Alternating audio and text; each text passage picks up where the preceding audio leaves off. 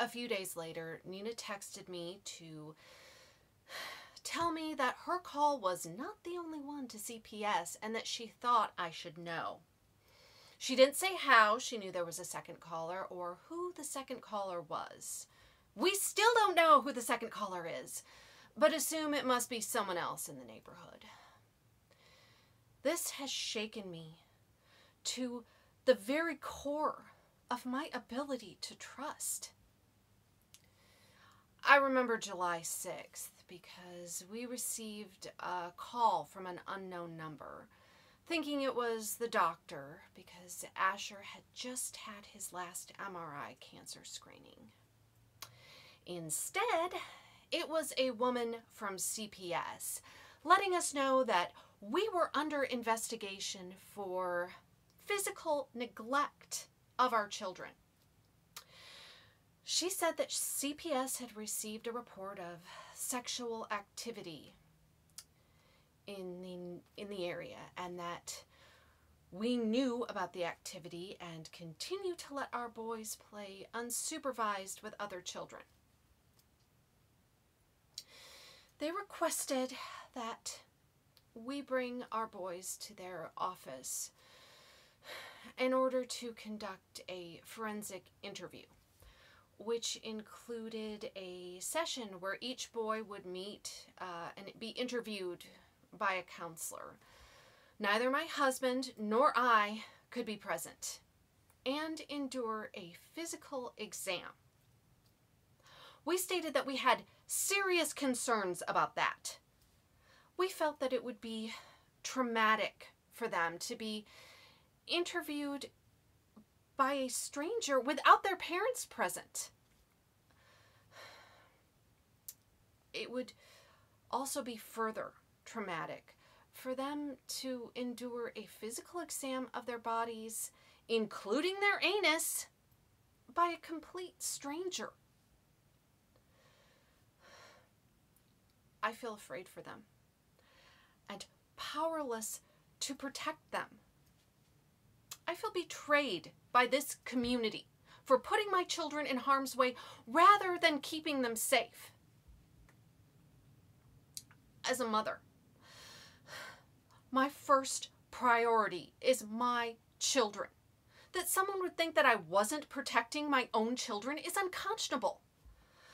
I remember what Nina said, that she was a mandated reporter, that she had to call CPS. Well, I looked it up and this is what I found.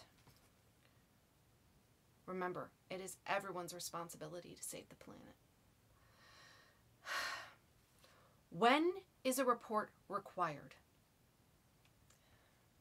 Anytime a mandated reporter who, in their professional or official capacity, has reason to suspect that a child is an abused or neglected child. It seems very clear to me from this definition that a mandated reporter is required to report only when they observe abuse in their professional or official capacity. In other words,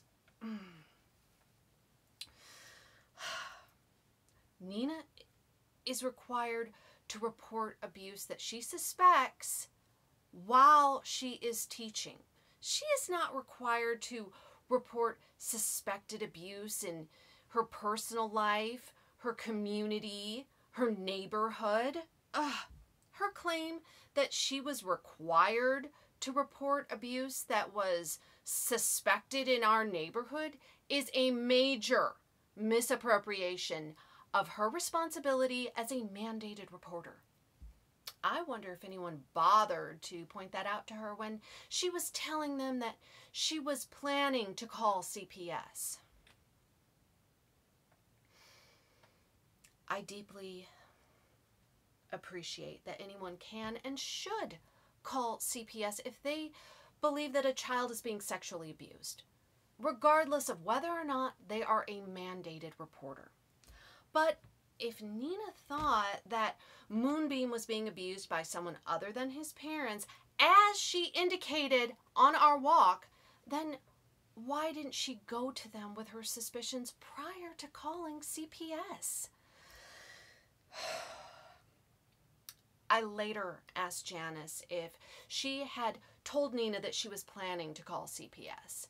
She said, "Oh my God, of course not. I would never say that." So, some huge questions remain for me.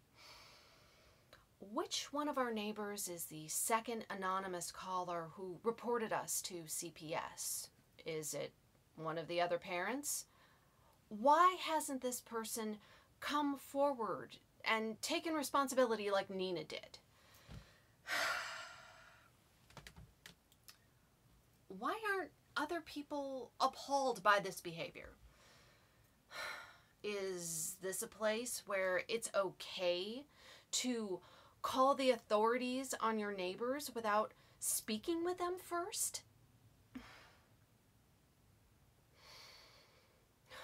How long do we have to keep living in fear of further CPS investigations and that someone will call CPS on us again? How do we rebuild the trust that was broken?